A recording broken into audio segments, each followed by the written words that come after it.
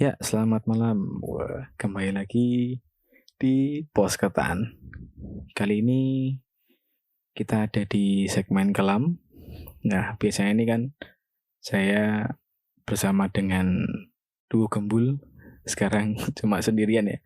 Di cuma saya sendiri bersama Nanda Akis. Tapi ini yang beda dari kali ini, kita mau nyoba datangin narasumber nih.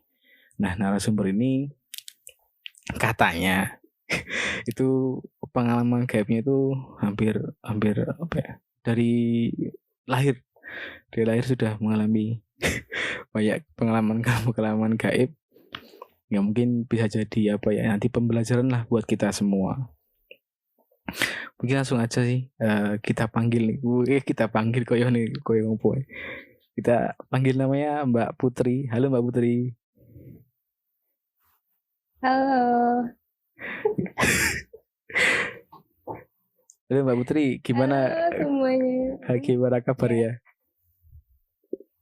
Alhamdulillah luar biasa, Allahu Akbar. Alhamdulillah luar biasa. Boleh dideketin lagi Mbak Putri HP-nya? Oh boleh. Nah, segitu ya. Di sini. Nih. Ya.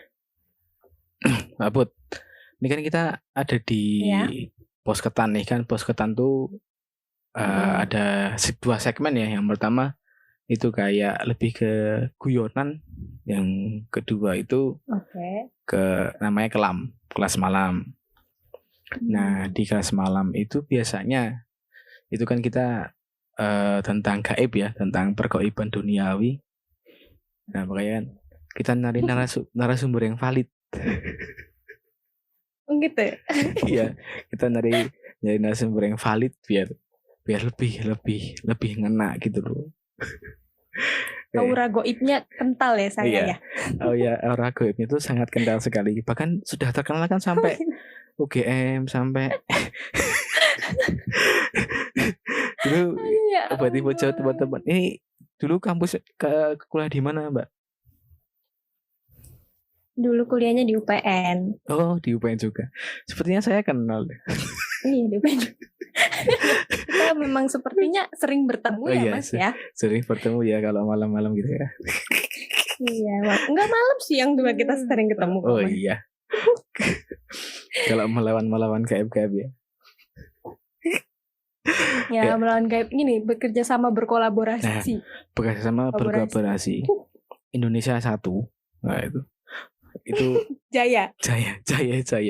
Indonesia satu Jaya. Ya mungkin daripada ini nanti di luar pembahasan. Jadi ini tentang gaib nih Mbak Putri. Udah siap belum? Ya, selalu siap. Oh, selalu siap, mantap. Jadi kan kadang tuh kan gaib itu kan ada yang bilang itu selalu ada di sekitar kita. Ada yang juga bilang itu nggak selalu, cuma ada di satu tempat. Nah, kalau Mbak Sonia itu di kaum yang mana nih? Kalau menurut aku sih ya Mas, lebih ke ya kita tuh hidup berdampingan gitu loh. Jadi kan kalau misalnya kita pernah dengar gitu ya, emang kalau di agamaku gitu, Allah itu kan menciptakan makhluk yang goib sama nggak goib. Nggak goib itu kan kita ya, yang bisa dilihat dengan mata gitu. Jadi ya kita emang hidup berdampingan gitu. Jadi di mana aja tuh memang ada gitu. Kalau aku sih gitu. Jadi kalau memang tapi tergantung mungkin hidup berdampingan kan kayak kita manusia aja juga ada yang yang berdampingan tapi nggak saling mengganggu. Ada juga yang mungkin berselisih dan sebagainya, itu ada gitu. Itu kan berdampingan gitu kalau dari aku sih. Oke. Jadi ya menurut Mbak Putri ya semua itu selalu berdampingan dan mungkin juga ada di sekitar kita gitu ya maksudnya. Betul banget Mas. Nah, kalau pengalaman goib apa nih Mbak Put? Tapi ini sih aku mau nanya nih, Mbak Putri ini tergolong apa nih? Kan ada tipe-tipe ya, ada yang tipe indigo, ada yang tipe kodam, ada yang tipe kodam yang dikasih sama orang tua, ada yang cari sendiri. Nah, kalau Mbak Putri ini tipe-tipe yang mana nih? Sebenarnya tuh gini sih Mas, awal mulanya aku tuh nggak tahu ya. Aku tuh nggak tahu maksudnya aku kodam atau indigo dan sebagainya tuh nggak ngerti itu. Cuman kalau ditarik garisnya gitu ya, garis keturunan itu memang dari ibu itu memang ada semacam kodam gitu. Jadi ibu sendiri itu memang peka gitu loh terhadap kayak gitu terhadap makhluk-makhluk yang halus gitu loh. Jadi tapi mungkin kan karena kita tuh anak-anaknya juga nggak yang ada, maksudnya dalam artian kayak nggak mendalami itu atau sebagainya, jadi kita biasa aja gitu kan. Cuman memang waktu dulu ibu sempat diwanti-wanti gitu sama ustadz, nggak tahu ya sebutannya kiai, ustadz atau ya semacam orang pintar gitu, kalau nanti mungkin akan ada salah satu anaknya yang peka juga gitu, jadi maksudnya menurun gitu kan. Iya. Cuman ya aku tuh mikirnya bukan aku Mas, soalnya waktu dari aku 3 bersaudara nih. Dari 3 bersaudara sejak kecil itu yang lebih peka, maksudnya sampai ngelihat dan sebagainya itu masku, itu bukan akunya malahan. Jadi mas aku tuh sampai umur 10 tahun dia bisa lihat bener-bener jelas gitu loh. Jadi sering banget ngelihat makhluk-makhluk kayak gitu tuh sering gitu loh frekuensinya. Cuman semenjak itu ya enggak pernah lihat lagi gitu. Nah, sedangkan aku tuh sebenarnya dulu maksudnya bukan dibilang nggak percaya juga ya, maksudnya nggak mau membuat diri aku tuh percaya kalau aku tuh peka semacam hal-hal yang gaib dan sebagainya. Jadi kalau dulu tuh dibilangin misalnya punya keturunan kayak gini dan sebagainya, selama aku nggak melihat, ya aku tuh ngerasanya ya udah gitu loh. Aku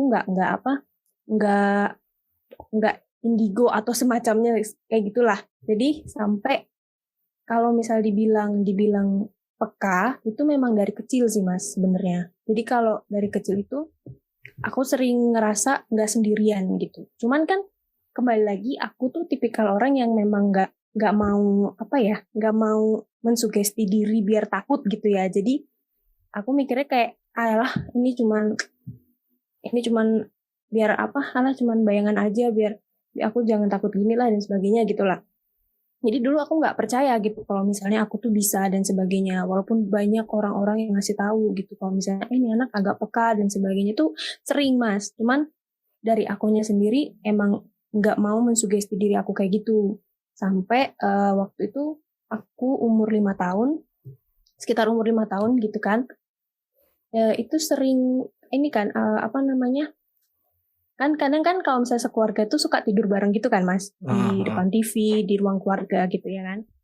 Nah ini aku inget banget sih, tapi ya ini aku nggak tahu waktu itu hantu atau apa, nggak ngerti. Tapi aku kebangun itu kayaknya tengah malam, tapi nggak tahu jam berapa. Itu sekitar mungkin TK atau sebelum TK, lupa deh, masih kecil pokoknya. Itu aku lihat bayangan, tapi warnanya putih. Jadi bayangan warnanya putih, terus dia tuh masuk ke setiap kamar. Cuman namanya cah cilik tau Mas, maksudnya cah cilik yo nggak tahu itu apa gitu loh. Jadi tak tututi Mas, tak ikutin tuh kemana gitu kan, tak ikutin. Tapi abis itu terakhir dia masuk ke kamar orang tuaku, hilang habis itu, nggak ada. Cuman yang namanya anak kecil ya nggak takut tau kayak gitu, maksudnya biasa aja. Nah semenjak itu aku tuh nggak bisa tidur kalau dimatiin lampu.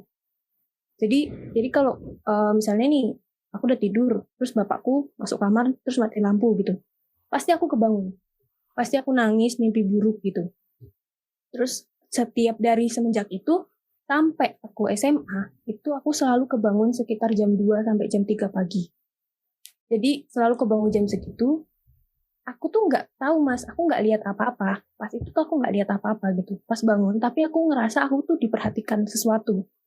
Jadi kayak bangun terus takut gitu loh rasanya, deg-degan dan sebagainya gitu. Jadi setelah itu aku langsung pasti pindah ke kamarnya masku, apa adekku atau enggak ya orang tuaku gitu. Terus aku tidur bareng mereka karena aku takut gitu sampai SMA.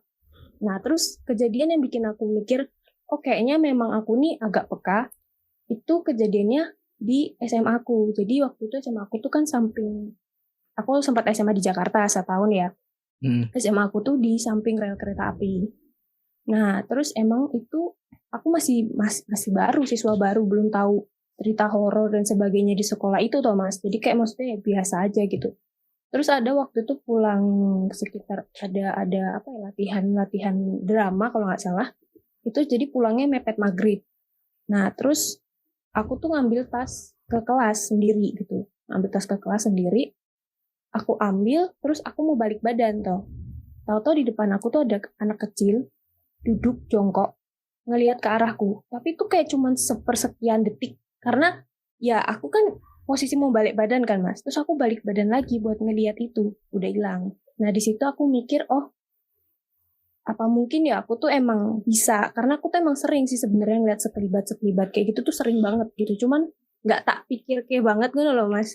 Jadi kayak yang sorry. Berarti itu pas kamu melihat sosok anak kecil itu kamu belum nyadar kalau kamu tuh bisa lihat apa? Aku tuh sebenarnya masih menolak gitu ya? Denial. Aku nolak, maksudnya kayak nggak mau percaya gitu kalau misalnya aku tuh bisa dan sebagainya. Aku mikirnya alah ini cuman bayang-bayang toh atau gimana gitu, nggak mau terlalu mikir kalau aku tuh bisa. Takutnya aku mikirnya kalau kayak gitu tuh malah aku jadi takut gitu loh Mas. Mikirnya gitu. Oke, ngerti aku. Nah terus ya udah, kalau masalah cerita horor dari dulu atau awal mulanya sebenarnya gitu sih. Kalau ditarik garis keturunan mungkin ada ya, tapi ya nggak tahu ini dari garis keturunan atau gimana. Tapi memang dari kecil kayak gitu waktunya. Tuh. Oh. Tapi kalau aku, ini terserah mau dijawab apa enggak ya. Ini garis keturunan tuh keturunan mana nih? Kalau sebenarnya tuh kalau aku tahu tuh sebenarnya kalau dari ibu, aku kurang jelas sih sebenarnya kalau dari ibu. Cuman kalau dari bapak sebenarnya itu ada juga. Tapi ini aku nggak tahu sih secara, kalau dari ibu aku nggak tahu sejarah jelasnya karena kebetulan di Sumatera. Jadi aku tuh nggak mempelajari budayanya atau semacamnya gitu loh Mas. Jadi aku nggak ngerti cara narik keturunan dan sebagainya dan emang nggak pernah nanya gitu cara jelas. Tapi kalau bapak emang ada keturunan keraton gitu. Cuman itu keturunan keratonnya yang kentalnya itu di kakeknya bapak gitu. Uyut ya berarti, uyutnya aku. Oh iya, ngerti. Gitu. Jadi emang berarti kan kamu mengalami sesuatu yang apa ya? Yang kamu nggak tahu itu apa itu dari SD. Tadi itu belum SD berarti ya? Kalau 5 tahun belum tuh TK malah. Belum TK malah. Itu baru sampai SMA kamu mengalami hal yang kamu nggak tahu. Nah, puncaknya nih, puncak kamu tahu dan kamu mengerti bahwa itu adalah sebuah anugerah. Itu kapan? Itu setelah itu yang aku ngeliat anak kecil, karena itu pertama kalinya aku ngelihat jelas banget, bener-bener jelas banget. Dan yang bikin, kan aku mikirnya masih bayang-bayang tok Mas. Maksudnya kayak ya apa, ada anak kecil tuh aku takut aja atau gimana. Tapi ternyata sekitar seminggu gitu setelahnya aku denger anak-anak sekolah aku tuh cerita, ya biasa kan apa namanya, sekolah cerita ini tuh ada hantu ini kan biasa ya. Nah itu tuh cerita kalau misal memang ada hantu anak kecil gitu intinya. Terus aku tanya, laki-laki bukan? Aku gitu kan. Iya laki-laki gituin. Di situ aku kayak oh udah, itu aku mikir Mas kayak jangan-jangan selama ini tuh yang tak lihat orang ngintip, orang lari atau sebagainya atau bayangan itu memang sebenarnya ada, bukan aku takut gitu. Jadi emang ada aja, tapi akunya yang menolak kalau itu tuh ada gitu. Jadi ya udah dari situ aku mikir kayaknya memang ada nih aku kecipratan dari ibu gitu. Ada kecipratan dari ibu. Macam ilmu-ilmu nggak tahu lah waktu itu menjelaskannya gimana. Iya. Apa ya? Kalau jadi kan kalau dari kamu SMA sampai kuliah nih, sampai lulus kan. Nah. Iya, oke. Tipemu nih tipe yang mana? Ini berbicara tipe lagi ya. Tipemu tuh yang melihat langsung, melihat dengan mata, batin, atau kayak kan banyak nih tipe kayak dia dari suara, dari penciuman, juga ada, dari pendengaran juga ada, dari mata juga ada, dan segala macam. Bahkan dari perilaku pun juga ada. Nah, kalau kamu tuh tipe yang mana nih? Ini sebenarnya ada kejadian klimaksnya sih Mas sebenarnya. Jadi ada satu kejadian yang bikin mungkin kepekaan aku tuh jadi makin peka gitu. Jadi makin terasah gitu ya. Jadi tuh sebenarnya kalau dulu itu aku misalnya kayak aku tadi bilang, aku bangun aku ngerasa ada yang ada yang lihat atau gimana, aku tuh kayak tahu bentuknya dia di mana tuh tahu Mas. Jadi aku mungkin tuh batin ya, aku nggak ngerti deh, nggak mendalami ya akunya. Itu dulu sebelum kejadian ini. Nah waktu aku sekitar kuliah sekitar semester 1 kalau nggak salah, masih maba-maba banget lah itu. Masih unyu-unyu ya? Kan dari masih unyu-unyu banget. aku pulang dari kampus. Dulu tuh ibuku tuh masih agak protektif gitu. Jadi kalau pulang tuh nggak boleh malam-malam banget. Jadi tuh masih sekitar jam 8, paling jam 8 setengah 9 gitu. Terus tapi aku waktu itu pengen balikin kerudung sama atau baju ya, aku agak lupa sih Mas, baju atau kerudung ke temenku gitu, dan itu rumahnya deket candi emang. Jadi tapi kan aku kan masih unyu-unyu, gemes-gemes polos gitu loh, jadi ya udah nggak mikir macam-macam tau, maksudnya ya udah gitu loh. Jadi kayak ya aku pergi gitu ke sana, dan itu blusuk gitulah intinya, blusuk di daerah Kalasan, blusuk banget. Tapi ya udah aku biasa aja. Baliknya itu sekitar jam 9-an di jalan sepi, itu aku nggak tahu ya itu antara bannya itu emang bocor atau berat atau gimana, yang jelas motor pun tidak berfungsi dengan baik gitu. Jadi kayak ogle abot gitu. Oh iya, kayak berat, oleng-oleng gitu kan. Nah terus yo mikirku kan, kalau misalnya ban bocor lah gitu tau Mas, bener nggak? Kan kayak gitu kan. Nah aku pikir bocor atau kempes atau apa. Nah, disitu ya aku nggak mikir macam-macam. Ada tambal ban kok delalah. Aku mikirnya bejo toh. Bejo gitu. Aku mikirnya wah ada tambal ban kebetulan gitu. Tapi emang ya nggak mencurigakan sih sebenarnya tambal bannya. Yo ini mas ngono kuwi biasa tambal ban kan gitu toh, isinya mas tambal ban dan sebagainya gitu. Ya udah di situ aku tambal ban lumayan lama itu tambal bannya. Terus terakhirnya aku pas mau pulang itu aku ditepuk pundaknya sama salah satu orang di situ. Itu orang di situ. Orang aku nggak tahu sih tujuannya apa. Ditepuk terus dibilang hati-hati ya gitu. Itu dibilang kayak gitu Mas. Ya aku kan mikirnya ya udah tuh namanya masih unyu-unyu gemes-gemes polos-polos gitu, ya udah biasa aja. Tapi ternyata setelah dari situ aku itu nggak sadar sampai rumah. Bentar. Jadi aku nggak sadar. Nggak sadar tuh gimana? Jadi aku tuh sadar. Aku sadar nih. Itu aku udah di rumah. Oh. Jadi aku nggak inget perjalanan pulang. Itu aku nggak inget Mas. Oh jadi kamu dari tambal ban sampai rumah, kamu tuh nggak tahu lewat mana, nggak tahu. Nggak inget sama sekali. Iya itu nggak tahu. Aku cuma inget aku tuh sampai depan SMP Kalasan kalau nggak salah tuh. Terus udah aku nggak inget. Tahu-tahu aku bangun itu ya udah ada ibuku, bapakku gitu. Nanya kenapa gitu. Karena katanya aku pulang itu dalam keadaan linglung lah gitu. Oh.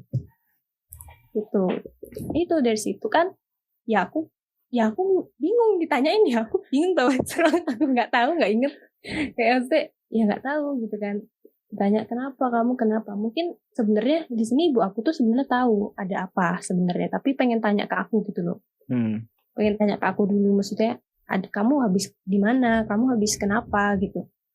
Tapi aku kan bingung kan, maksudnya aku nggak bisa jawab Mas di situ, kayak ya nggak tahu gitu. Aku cuma ngomong gitu sama ibuku, nggak tahu mah gitu. Jadi ibuku cuma diem kan pertama. Nah semenjak kejadian itu, seminggu setelahnya aku tuh didatengin sama sosok. Jadi ini tuh pertama kali juga, malah merinding aku nih inget. Jadi sosok itu tuh selama seminggu ada sama aku terus. Jadi sosok itu tuh besar, badannya itu berbulu, terus matanya itu merah melotot. Itu aku selama ini kan lihatnya tuh kayak di TV, nggak pernah lihat langsung Mas, nggak pernah lihat langsung yang semacam itu gitu loh. Terus aku lihat itu. Jadi selama seminggu setelah kejadian itu, sosok ini tuh selalu ada di sampingku. Bahkan kalau misalnya aku tidur gini, kan aku tidur atau merem lah, aku tuh ngerasain hembusan gitu loh, nafas depanmu. Itu aku ngerasain hembusan nafas depanmu. Kalau aku ada sosoknya itu, gitu. Jadi selama seminggu itu tidurku berantakan banget dan stres karena aku nggak pernah lihat apa yang nggak pernah aku lihat gitu. Aku melihat apa yang nggak pernah aku lihat. Jadi semenjak itu seminggu sosok itu ada. Habis itu kan orang tua aku tahu kan, sama orang tua aku dibantulah, dipanggilin orang pintar, dipanggilin kiai, dipanggilin ustadz gitu, dibantu dan emang hilang seminggu itu hilang. Cuman setelah itu tadi yang Mas Nanda tanya,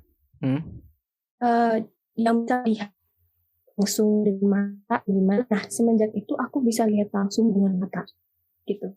Jadi benar-benar jelas. Iya. Yang kayak ya udah kayak mana gitu yang aku lihat ya Mas ya waktu itu. Iya. Ya mungkin. Jadi kalau waktu itu. Iya ya, sosok yang kamu ceritakan tidak terima untuk diceritakan. Oh, oke. Maaf. Maaf ya. Ada di situ, Mas. Udah lama banget loh, padahal sudah tahun 2016.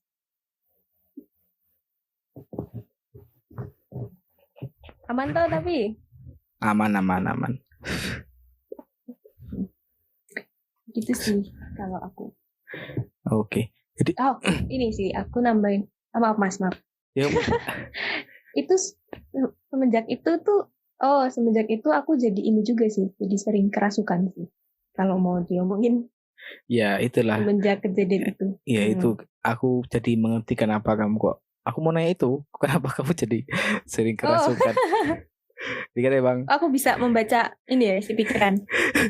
Karena ya teman-teman ya yang pendengar aja ya baru tahu kan aku juga sama Putri ini kan deket juga dari kita kuliah ya. Aku kuliah terus Putri datang dalam artian dia kuliah juga di UPN. Nah ternyata aku menemukan kasus yang cukup aneh dari dirimu. Karena ini kamu kan sering banget kan kerasukan dalam artian sering kosong, sering tiba-tiba tanpa kontrol, sering tiba-tiba itu kamu gak tahu kamu tuh kemana, kenapa gitu. Itu kan harus jadi pertanyaan juga. Karena logika aku adalah ketika kamu punya kekuatan, ketika kamu punya sesuatu yang dilebihkan, itu pasti kamu bisa mengontrol itu. Tapi yang aku lihat ini kok dia nggak bisa mengontrol, itu kenapa? Itu kan pertanyaanku dulu. Nah ternyata aku baru tahu setelah ini kamu cerita ini, ternyata memang ada sosok yang mencoba untuk mungkin menguasai ya. Jadi mungkin menguasai akhirnya didatangkan ustadz atau mungkin ahli spiritual yang mencoba untuk menghalangi itu dan membuat kamu tuh kayak terprotek tuh. Iya benar. Tapi semenjak itu memang ini sih Mas, memang jadi apapun yang aku lihat gitu, sosok yang aku lihat, mungkin aku kayak secara tidak langsung tuh menyedihkan danku untuk menjadi mediasi. Tapi ternyata aku nggak kuat. Itu sih lebih kalau aku nangkepnya. Jadi kamu kayak ngerti aku. Tapi gini kan itu bahaya juga. Kok Put? Iya. Put itu kan Oke, guys, sudah terspill ternyata guys. sorry keceplosan.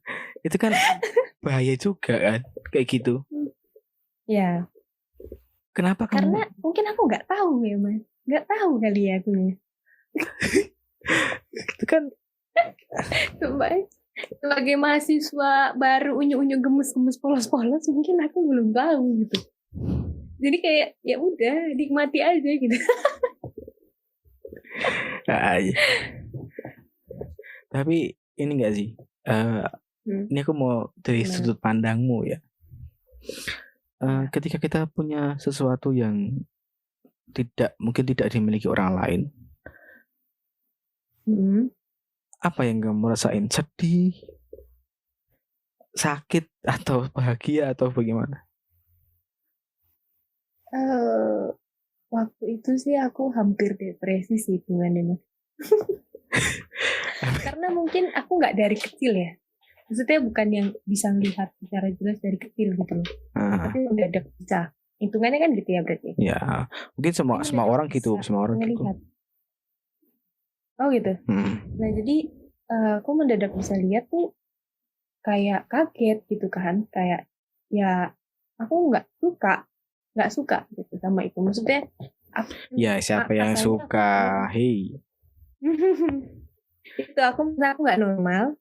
Ya sedih sih, lebih ke sedih, terus depresi. Itu sempat kayak aku tuh suka kayak bisa tiba-tiba nonton TV sama bapak sama ibu, aku nangis teriak-teriak gitu. Bukan kerasukan tapi capek gitu, lebih ke capek karena ya gitu, badan aku kan capek juga kan, badan batin capek gitu. Ya sama sih, mungkin dari orang-orang yang aku temuin ketika mereka apa ya merasakan hal itu, kebanyakan sih itu juga sama depresi. Bahkan ada nih, aku ada cerita salah satu temanku tuh, ini keren sih, ini cerita paling keren sih, dan aku baru ketemu dengan orang itu. Dia tuh kan orang asli Sumatera kan. Dia itu sebelum lahir itu udah ditunggu orang, ngerti gak? Jadi itu kalau orang atau makhluk? Oh, orang yang punya kemampuan lebih. Jadi si ibaratnya kekuatan yang dia miliki itu pengen diambil sebelum dia lahir. Bahkan sampai ya, ini ngeri sih, sampai dia itu ketika dia kecil SD itu sampai dia dikatain anak setan. Sama orang itu? Enggak, sama teman-temannya. Gila, dia karena dengan kemampuan itu dan dia sangat dikenal, bahkan dia waktu kecil sangat dikenal ya kayak gitu. Jadi sampai seperti itu, dan kebanyakan memang puncaknya tuh di depresi. Nah makanya ini juga, ini kan edukasi buat teman-teman kan yang dengerin ini kan. Nggak semudah itu kalian itu ingin mempunyai kemampuan. Dalam artian kan ada suka tuh orang-orang yang aku mau mintain bukain, aku mau mintain punya ilmu. Iya benar. Nggak mudah, maksudnya itu tuh bukan sesuatu yang kita pengenin, nggak sih? Iya. Ya ini kayak itu. Ini surat indigo kayaknya. Ini tak judulnya surat indigo. Aku tuh kadang herannya sama gini sih. Kalau misalnya aku tuh ketemu orang yang pura-pura bisa melihat gitu. Jadi kayak atau pura-pura ya semacam itulah. Itu tuh kayak maksud aku kok kamu mau gitu. Nyo tak kayak ibae po. Elak. Iya. Maksudnya nyo dulu awal gitu. Daripada aku yang harus, maksudnya kayak kalau memang kamu merasakan beneran tuh pasti nggak enaknya gitu loh. Nggak nyaman. Ibaratnya kan ya normalnya kita lihat apa yang dilihat pakai mata gitu kan. Maksudnya mata yang kasat mata lah gitu. Ini kita melihat yang tidak kasat mata itu kan nggak normal ya. Jadi yo malah mau gitu. Aku suka heran sih sama orang-orang yang gitu. Tapi yo aku diem sih biasanya nemu orang kayak gitu, aku iyain aja gitu. Ya diem aja, diem nanti tinggal serepet. Iya, keren sih. Maksudnya mungkin apa ya, dari ceritamu kan kamu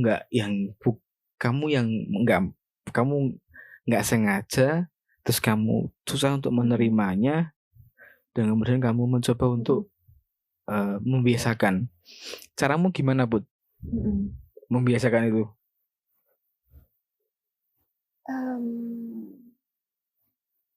Apa ya? Cara membiasakannya tuh ya tak terima aja gitu terus. Maksudnya kayak ya selama aku masih maksudnya aku belum bisa ngontrol gitu kan pertamanya. Terus ya belajar gitu ya. Aku kan adalah sekitar sekeliling aku tuh yang orang-orang di sekitarku tuh yang memang mungkin ilmunya lebih gitu kan. Ya itu sih kayak maksudnya belajar untuk mengontrol, maksudnya kayak mungkin kalau misalnya memang kelemahannya saat pikiran kosong atau gimana tuh dihindari gitu-gitu sih. Jadi lebih ke ya udah diterima apa yang ada sekarang gitu kan. Terus kita gimana gitu meningkatkan hal-hal yang meminimalisir itu gitu. Jadi kalau misalnya aku nggak bisa ngontrol tuh kenapa sih, misalnya mungkin karena aku itu lebih kuat atau gimana, nah itu tuh berarti aku nggak usah ngundang atau gimana. Itu tuh aku belajar sih kayak untuk meminimalisir hal-hal yang sekiranya itu tuh berdampak buruk buat aku gitu. Jadi kayak lebih ke kayak gitu sih kalau akunya. Jadi kayak lebih, terus aku pernah dikasih tahu lah sama kakak tingkat sama kating. Intinya tuh kayak aku tuh punya ya itu tadi kemampuan gitu. Jadi punya kemampuan itu ya dimanfaatkan gitu, dimanfaatkan dengan baik. Kalau misalnya emang nggak mau dipelajari secara dalam, seenggaknya itu mungkin kamu bisa menggunakan itu untuk membantu orang-orang gitu. Dulu kan di kampusku sempat terkenal ya Mas, ada banyak kerasukan massal gitu. Di situ awalnya aku join menjadi peserta. peserta ini, peserta kesurupan. Peserta kesurupan awalnya seperti itu. Nah, tapi lama kelamaan nggak tahu, kalau ditanya gimana menerimanya, ya aku kayak menjalani aja itu, kayak ya udah aku begini, ya. ku terimain gitu. Istilahnya di ospek ya. Kena ospek ya udah. Semakin berkembang akhirnya bisa mengontrol diri dan jadi ini panitianya. Ya, jadi panitianya setelah itu. Walaupun masih panitia ini, bukan panitia, magang. Masih magang. Masih noob gitu. Masih ngatur napasnya belum bener pas bantuin ngeluarin kayak gitu. Masih kayak gitu sih. Sepertinya saya tahu itu di mana. Ya, Mas sudah tahu ya cuttingnya siapa? Iya gitu. Tapi kalau sekarang gimana, Bu? Alhamdulillah sih, kalau sekarang lebih bisa mengontrol dengan baik gitu. Jadi kalau sekarang masih dibilang, tapi nggak tahu ya Mas, kalau aku sekarang tuh memang mungkin karena aku tadi bisa mengontrol itu, bisa meminimalisir hal-hal semacam itu. Nggak tahu kenapa kepekaan aku tuh ikut menurun gitu. Ya. Jadi kayak kembali ke sebelum kejadian-kejadian itu gitu. Jadi kayak kan dulu kan aku bisa lihatnya lewat mata batin gitu ya. Terus bisa ngeliat yang sekelibat atau kadang emang ada solid sebentar gitu doang. Nah sekarang kembali kayak gitu lagi. Jadi kembalinya kayak aku bisanya ngeliatnya kayak gitu aja gitu. Nggak melihat yang, alhamdulillah aku nggak melihat yang bener-bener kayak dulu gitu tuh yang sampai solid banget dan lama durasinya gitu. Tapi sekarang lebih ya udah menganggap itu berdampingan tadi, dianggap ya udahlah. Kalau ada ya udah, yang penting nggak ganggu gitu sih kalau aku. Mantap sekali. Ya mungkin itu sih kalau dari Putri kan ini berarti panjang banget ya bahasnya. Ketika kamu mendapatkan sesuatu sampai akhirnya ada sesuatu yang memunculkan itu, kepekaanmu muncul, sampai kepekaan itu mulai surut. Itu kayaknya bukan, kalau menurutku ya itu bukan kepekaanmu yang menurun, tapi sepertinya kamu sudah bisa memilih apa yang harusnya kamu lihat. Oke. Kalau menurutku seperti itu. Karena ya semua kan ada fase-fasenya, apalagi kan kalau sekarang udah sibuk dengan kegiatan duniawi, sibuk dan segala macam. Nah, itu kan jadi patokan juga ketika energi itu pasti akan menurun. Karena kan kita juga ya kita secara manusiawi ya, kita berbicara manusiawi, ya kita kan manusia, kita ya butuh namanya main, butuh namanya pekerjaan, butuh namanya pasangan, butuh namanya refreshing gitu kan. Nah makanya hal itulah yang sering membuat kepekaan itu menjadi, apalagi kalau kamu sekarang tinggal di kota-kota besar, pasti jarang kayak gitu. Tapi kalau mungkin kamu kembali ke Yogyakarta, pasti akan menemukan kembali jiwa ragamu.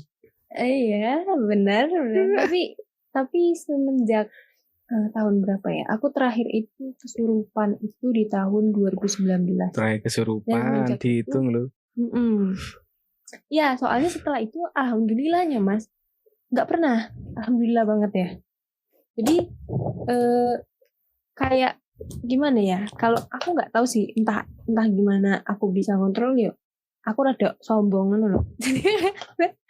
Aku tuh ngerasa kayak aku bisa nih, maksudnya kayak misalnya aku merasa ada yang tekanan yang tinggi atau sebagainya gitu, aku udah bisa kayak mencegah itu untuk masuk ke badanku gitu. Jadi kalau dulu tuh aku pernah diceritain sama bukan ceritain, kan aku nih nggak, kalau umpama secara kasarnya aku dilihat tidak tahu kemampuanku sendiri ya. Jadi dulu tuh ada cutting lagi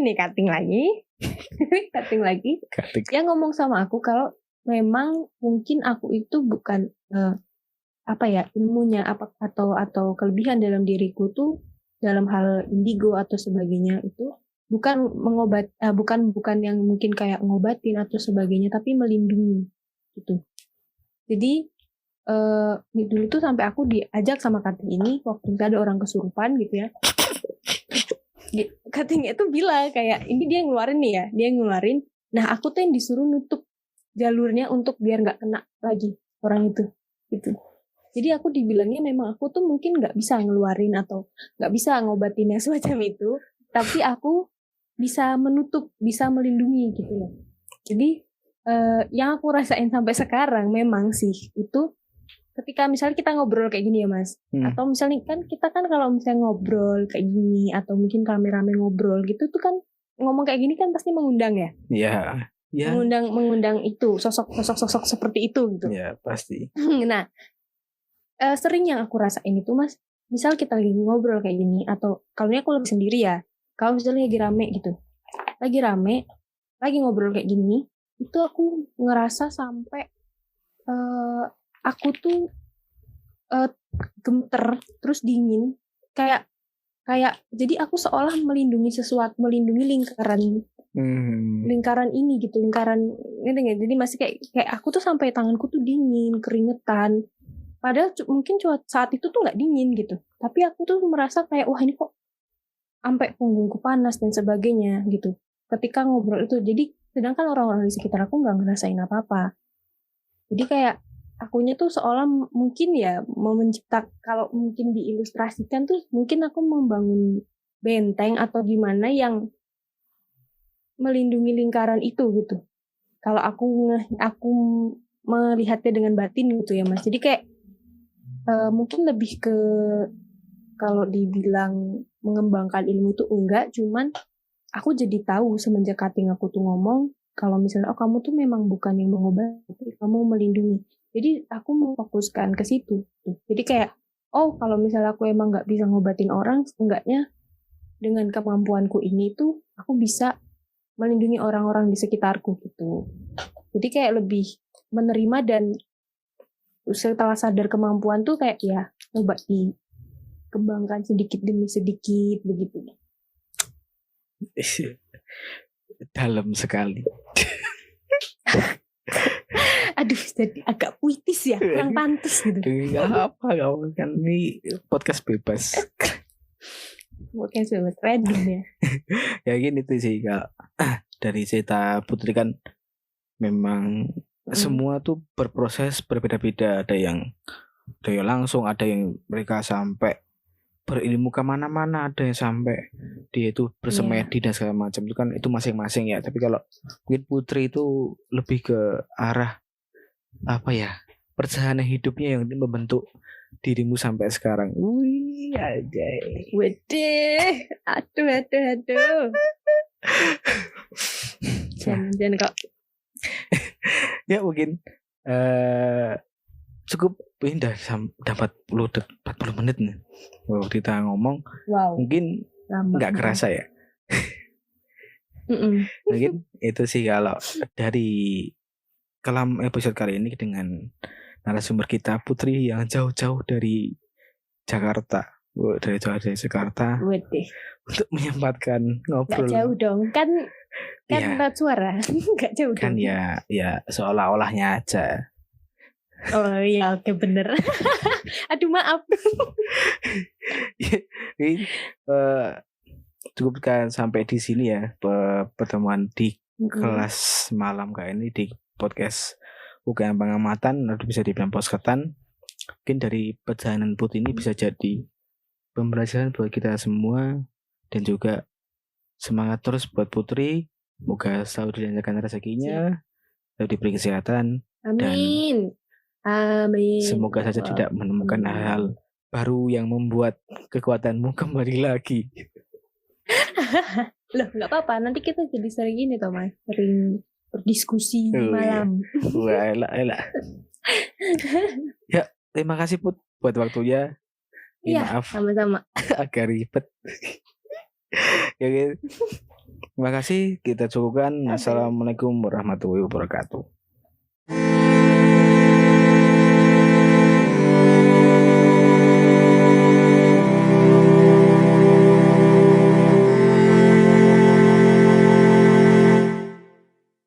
Terima kasih buat kalian semua sudah mendengarkan posketan ini. Jangan lupa klik tombol follow dan hidupkan lonceng agar kalian tidak tertinggal podcast dari kami.